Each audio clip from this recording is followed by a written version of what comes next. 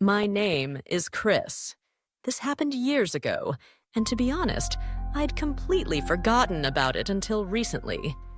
I was 17 that summer, working nights at a rundown pizza joint on the outskirts of the small town I grew up in. I wasn't thrilled with the job, but I was broke, and my parents would have killed me if I was unemployed, so I didn't have much of a choice. It was one of those dead-end jobs you take because nothing else is hiring. Sticky uniforms, dead silent shifts, and a beat-up delivery car that wheezed its way up hills like it was about to fall apart. But hey, at least I didn't have to use my own car. The pizza? Absolutely horrible. Yo, I'm not exaggerating. It was borderline inedible. I never understood why anyone ordered from us. Maybe they liked the techie vibe inside the store, or maybe they just didn't have better options. Either way, I can confidently say that place is one of the things I miss least about my childhood. The only silver lining of working there was how quiet it usually was. Maybe it was because the pizza sucked, or because the shop was so far from downtown, but we barely got any orders most nights. The result? Long hours of near-complete silence. I won't bore you with the usual nightly routine: stock drinks, fold boxes, wipe counters. It was predictable. But one night, while I was restocking the fridge, the tablet buzzed with an online order: large sausage and olive pizza. I remember it clearly because we almost never got olive orders. Weird. The delivery address was way out past the edge of our delivery zone. I was about to reject it like we usually did with anything that far, but before I could, my manager Russell, some 30-something dude who practically lived on Reddit, told me to take it. Said we hadn't had a delivery in over an hour. I shrugged and agreed. At least it would help pass the time. The order came with delivery instructions that I hadn't noticed until I grabbed the box. They read, "Park on the street behind the house, walk through the backyard, knock on the back door only." That stood out to me. I paused, rereading it, but quickly came up with innocent explanations. Maybe someone didn't want to wake a baby, maybe renovations, maybe sneaking pizza past a spouse. Seemed plausible. Still, stepping out into the night gave me an odd feeling. It was one of those heavy summer nights, humid and still, like the air had stopped moving. It smelled sour, like sun-baked dirt and old plastic, the kind of stench that clings to your skin. I rolled the windows down for about 2 minutes before giving up and blasting the AC. The GPS took me even further from downtown, out toward fields and patches of half-abandoned neighborhoods. The roads grew emptier the farther I drove. It wasn't exactly remote, but it was eerily quiet. Eventually, I pulled up behind the house, just like the directions said. The GPS had routed me down a thin, unlit side street lined with shadows and overgrown yards. No porch lights, no movement. I double-checked the address, then parked on a gravel shoulder beside a sagging backyard with a rotting wooden fence. Pizza in one hand, flashlight in the other, I made my way up the grassy incline.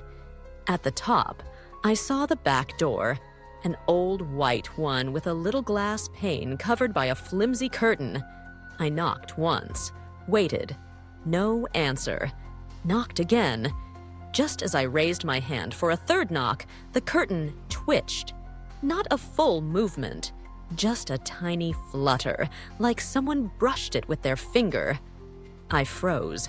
Someone was behind that door watching, but they didn't open up. Before I could call out or knock again, 2 unmarked cars pulled up quietly behind mine. At first, I thought I was in trouble, trespassing maybe. One guy got out, a tall man holding something up to catch my attention. A badge. Undercover cop. He motioned for me to come over. I obeyed, confused and nervous. As I got closer, he said, "Go back to your car and wait." That's all. Just that. So I did. From the driver's seat, I watched 5, maybe more, officers fan out across the property, flashlights in hand. No one knocked. No one said a word. They moved with precision, silent and cautious, like they were trying not to alert whoever was inside. I watched one officer gently try the back door handle. Locked, he nodded to another, then stepped aside. It was surreal. I felt like I was watching something I definitely wasn't supposed to see. Eventually, the first officer returned to my car and crouched by the window. I rolled it down. He looked over the pizza box, then sighed.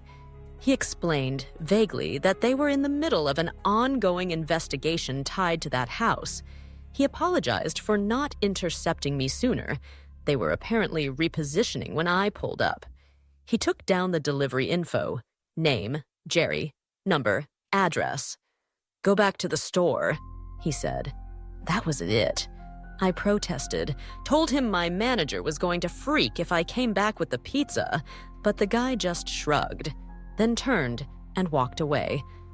The drive back felt different. Everything hit me at once. What if I had knocked a third time? What if they hadn't been repositioning? What if the person behind that curtain had opened the door? I don't know what was inside that house or who placed that order, but the timing, the weird instructions, the unlit street, none of it sits right with me. I've thought about it a lot over the years. The curtain twitching still flashes in my mind sometimes. My best guess? I was a test, a decoy, a distraction to draw attention or provoke a response from the cops. Maybe the suspect wanted to see if the house was being watched. Maybe I was bait, but I'll never know for sure. And maybe it's better that way. If an old friend hadn't brought it up recently, I probably would have forgotten it again. It's one of those stories that feels more like a dream the more time passes. Still, I figured I'd share it here before it fades for good. This happened just last year. I'm 40 now, married with 2 sons. Jordan is 7, and Scott is 5. I work in insurance, which sounds boring because it is. But my life is stable, and honestly, at this stage, that's all I really care about. A couple of years ago, my dad passed away after a long and difficult battle with cancer. In his will, he left us a small beach house in Delaware that I had never visited before. He used to rent it out year-round, so we never really had a reason to stay there. But after he passed, we started going every summer. It's nothing fancy, small, humble, but it's 1 block off the boardwalk, and the upstairs deck has a great ocean view. That deck quickly became my favorite spot in the whole world. Quiet, breezy, calming. It felt like a little piece of peace my dad left behind just for me. We'd go every summer for a week or 2. It became our little family tradition. The boys loved it. Beach days, bike rides, bonfires, the kind of memories you hope your kids carry forever. This story takes place during one of those trips, mid-July of last year. It was a quiet Wednesday night. The boys had passed out around 9:30 after running around on the sand all day. My wife and I were sitting on the back deck, playing cards, sipping wine, enjoying the sound of waves in the distance. Then, our older son, Jordan, stepped outside. He looked pale, uneasy. He said he kept hearing scratching in his room and couldn't fall asleep.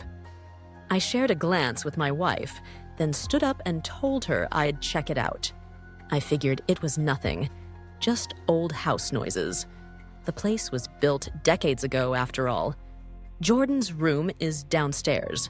Scott's room is across the hall.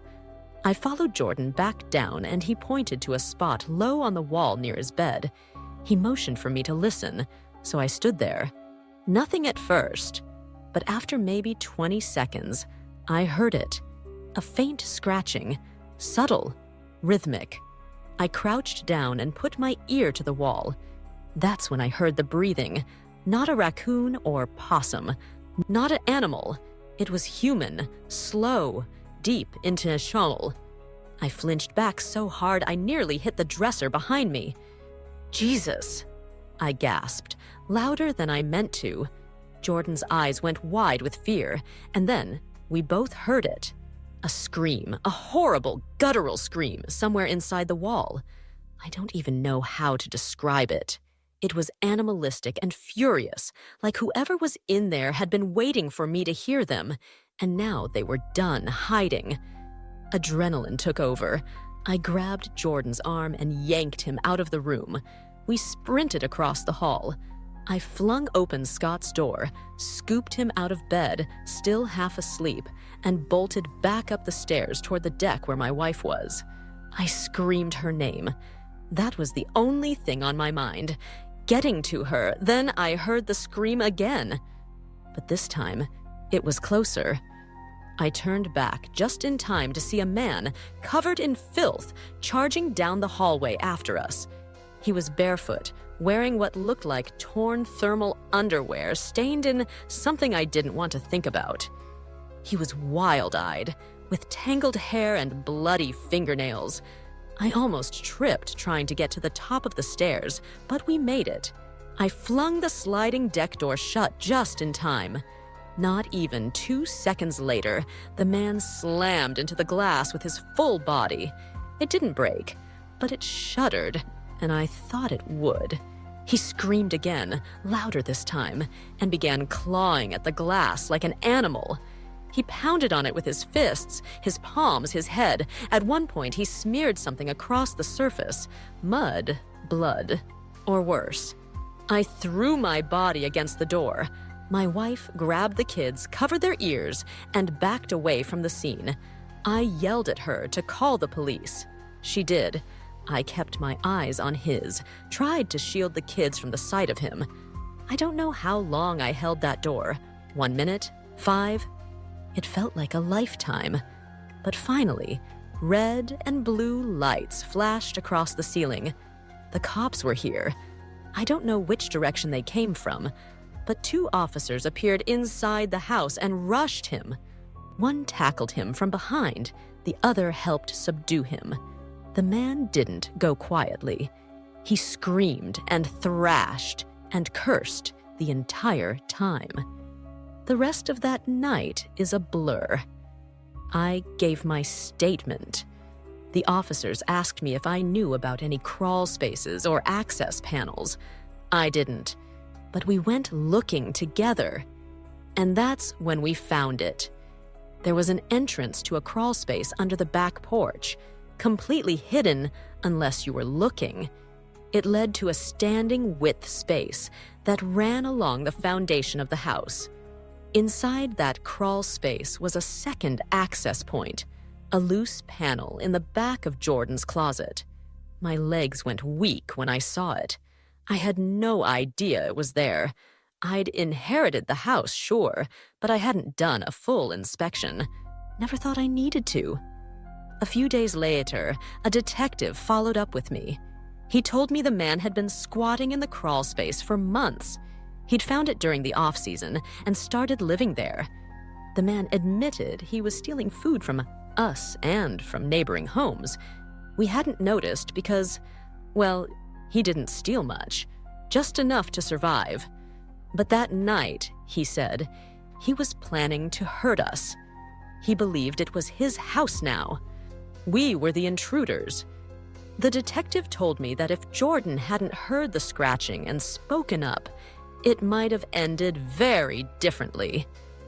We didn't go back to the beach house for the rest of the summer, not out of fear of another break-in, but out of trauma. I couldn't bring my family back there knowing what had happened inside those walls. I hired a crew to completely seal off the crawl space, every entrance, every panel. We've returned this summer, and things feel better.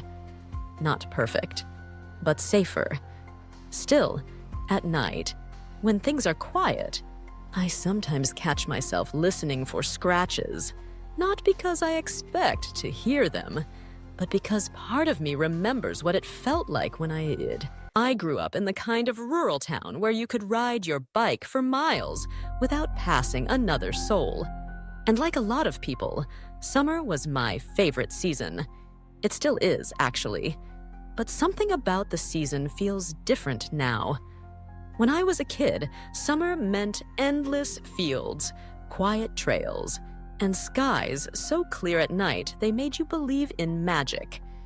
Out there in the open, surrounded by silence and warmth, I always felt like I had the world to myself. That isolation, safe, dreamy, beautiful, was something I craved, especially on summer nights. Those were the best. Back then, I had a close friend named, Taylor. We were both 16 that summer, and she was as always a little braver than me. Reckless, in a charming way. She was the kind of person who turned boredom into adventure. One night in July, we decided to go stargazing. It wasn't a new idea. We'd done it a dozen times before. Grabbed 2 bikes, a blanket, maybe a bottle of wine if we could sneak one. That night, we didn't have a plan, just a direction. Taylor said she knew a spot, some old farmland way past the edge of town that nobody used anymore. Sounded perfect. Open sky, no people, just quiet. We set off around 10 p.m., pedaling through the still summer night. I don't know how long we rode. 20 minutes? 30? We didn't track time back then. Eventually, Taylor stopped abruptly and declared, "We're here." I looked around. No barns, no cows, no fences, just grass and sky. I smiled. It was perfect. We laid the blanket down, popped open a cheap bottle of red wine, and leaned back on our elbows, looking up. The stars were unreal that night, like glitter spilled across black velvet. We passed the wine back and forth, pointing out constellations, laughing about nothing. The goal on nights like this was always the same: see a shooting star. It didn't matter if we did, but that hope made everything feel a little more magical. At one point, Taylor asked me if I thought we'd actually see one. I said probably not, but to keep looking anyway. Out there, with no streetlights to dim the sky, our chances were better than most people's. Somewhere between sips and silence, I started to drift. Not asleep, just peaceful. The wine, the breeze, the stars. It was one of those rare, weightless moments in life. There's a brief thing I remember, not quite part of the horror, but maybe important. A glance. Taylor looked at me in a way she hadn't before. I wondered, for the first time seriously, if she saw me as more than a friend. Maybe I was imagining it. Maybe the wine made me sensitive. But something passed between us. Then she looked up, just in time, and gasped. A shooting star streaked across the sky, fast and bright. We both squealed with joy, laughing in disbelief. Taylor nudged me and told me to make a wish. I did, I think. Then I leaned back again and closed my eyes. Not to sleep, just to take it all in. I swear, they were shut for 5 seconds at most. When I opened them, Taylor was gone. Not wandering off to pee, gone. Not on her phone, gone. Gone. Her bike was gone, too. But mine was still right there, leaning next to the blanket. I sat up fast, looking around in every direction, thinking she was messing with me. But the field was wide and empty. I turned a full circle, so no sign of her. I stood up, called her name. Nothing. That's when the panic set in. The comforting warmth of the night vanished. The air grew heavy, thinner, cold almost. The stars looked dimmer, like someone had turned the sky down. I know that sounds strange, but everything felt different, like I had stepped into a warped version of the same place, a shadow version. I pulled out my phone to check the time, 3 a.m. exactly. And that's what shattered me. When we left, it wasn't even midnight. It felt like minutes had passed. But somehow hours had slipped away without me noticing, without explanation. I blinked hard, rubbed my eyes, checked again, still 3 a.m. Had I fallen asleep? No, I was certain I hadn't, but if I hadn't, then what the hell just happened? Would Taylor have just ditched me? No way. That wasn't her. Even if she got annoyed or spooked, she wouldn't have left me alone in a field at night. I called her phone several times. No answer. I texted. Nothing. I started crying, not embarrassed to admit it. Then I got on my bike and rode home. Fast. Frantic. The darkness felt oppressive. I didn't stop pedaling until I hit my driveway, soaked in sweat, lungs burning. When I got inside, I collapsed on my bed, still in disbelief. The next morning, I texted Taylor again. She replied almost immediately, but not with an apology or explanation. She said, word for word, "Where the hell did you go last night?" I froze. I told her everything, how I'd opened my eyes and she was gone, how I waited and called, how it made no sense. But then she told her version, and it was identical, except in reverse. She was the one who opened her eyes and found me gone. She waited over an hour for me to return, confused and angry, then rode home assuming I'd ditched her. We argued for a while, each convinced the other had disappeared. But the weirdest part? We both remembered calling each other. Neither of our phones showed missed calls. No logs. No history. We both remembered the exact moment we woke up at 3 a.m. We both remembered thinking the other had vanished. And we both remembered feeling like something was wrong with the stars. We went in circles for days, trying to make sense of it. But eventually we stopped. Or rather, we stopped talking about it. I think we were both more scared than we let on. That night changed something. We stargazed once or twice more after that. But it was never the same. There was a shadow on those nights now. A feeling we didn't talk about, but couldn't forget. Eventually, we drifted apart, and to this day, I have no idea what happened that night. Some people I've told this to say it was a time slip. Others say it was a shared hallucination or even an alien encounter. I don't know. I don't want to know. I don't believe in ghosts. I don't believe in glitches in reality. But I do believe something happened in that field. Something that bent the rules we're supposed to live by, and I know I'll never understand it. The last time I spoke to Taylor was years ago, but I'd bet my life that she still thinks about that night the same way I do, not as a mystery, but as a wound.